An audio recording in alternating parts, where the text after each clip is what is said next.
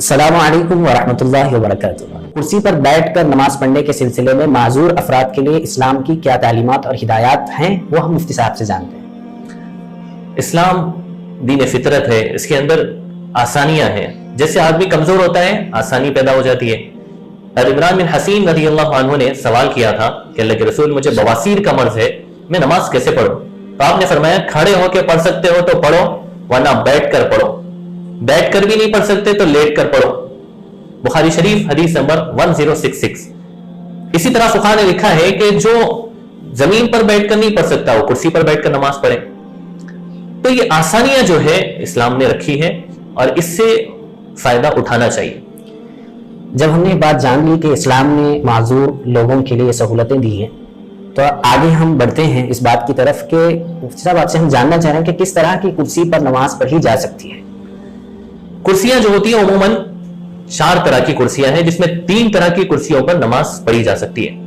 پہلی کرسی دیکھیں آپ، جو ایسی ہوتی ہے کہ جس کے اندر بیک سپورٹ ہے اور ہینڈلز وغیرہ نہیں ہے اس کے، تو آپ پیچھے سے ٹیک لے کر سہارا لے کر نماز پڑھ رہے ہیں، ایسی کرسی پر نماز پڑھنے کی اجازت ہے، پڑھی جا سکتی ہے۔ دوسرا ٹیبل ہوتا ہے ایسا جس میں نہ بیک سپورٹ ہے نہ ہینڈلز ہے، اس پہ بھی نماز پڑھ سکتے ہیں، اس کی اجازت ہے۔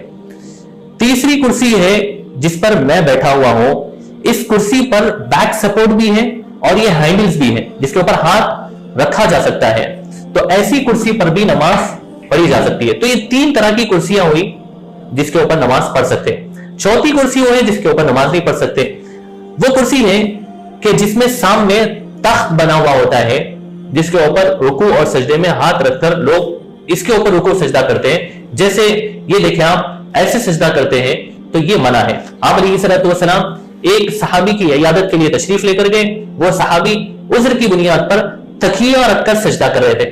آپ نے فرمایا کہ طاقت ہو تو زمین پر سجدہ کرو اور طاقت نہیں ہو تو اشارے سے سجدہ کرو، اور آپ نے فرمایا کہ سجدے کا اشارہ رکوع سے زیادہ کرو۔ اعلاء السنن والیوم نمبر 7 پیج نمبر 178۔ تو آپ علیہ الصلوۃ والسلام نے فرمایا کہ کسی چیز کے اوپر سجدہ مت کرو، اگر کر سکتے ہو تو زمین پر کرو، ورنہ اشارے سے جھک کر سجدہ کرو۔ صاحب اگلا ہمارا آپ سے سوال یہ ہے کہ کرسی رکھنے کا طریقہ کیا ہو؟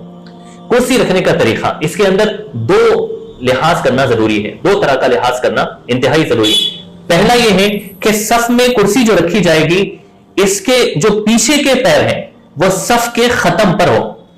بعض لوگ اس کو غلط رکھتے ہیں، جیسے آپ رکھیں 2 پیر آگے 2 پیر پیچھے کے صف میں، تو ایسا طریقہ غلط ہے۔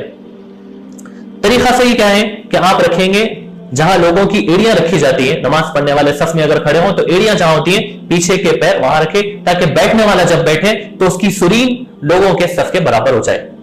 دوسری رعایت ضروری ہے کہ صف میں جو کرسی رکھی جائے گی وہ رائٹ یا لیفٹ کے کارنر پہ رکھی جائے گی، یعنی جہاں پر 20 لوگوں کی صف ہے مثال کے طور پر، تو لاسٹ جو ہے صف کے اینڈنگ پر یہ کرسیاں رکھی جائے گی تاکہ یہ صف میں خلل نہ ہو، بیچ میں گیپ نہ آئے۔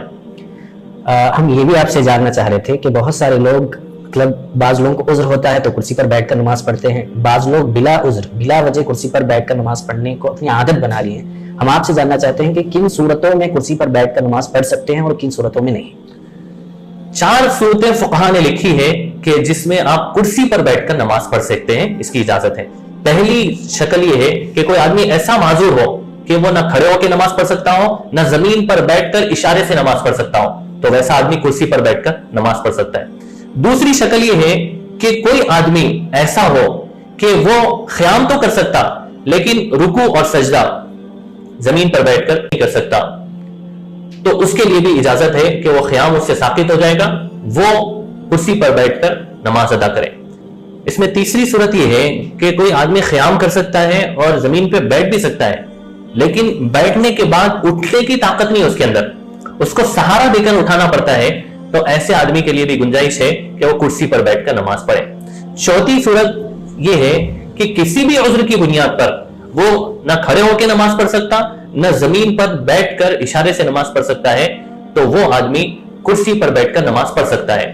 اس کے علاوہ جو لوگ صرف تھوڑی سی تھکن کی وجہ سے، تھوڑے سے کمر درد کی وجہ سے کرسی پر نماز پڑھ رہے ہیں، ان کی نماز نہیں ہوگی۔ اگر کوئی ایسے پڑھے ہو تو ان کو نمازیں دہرانا پڑے گی۔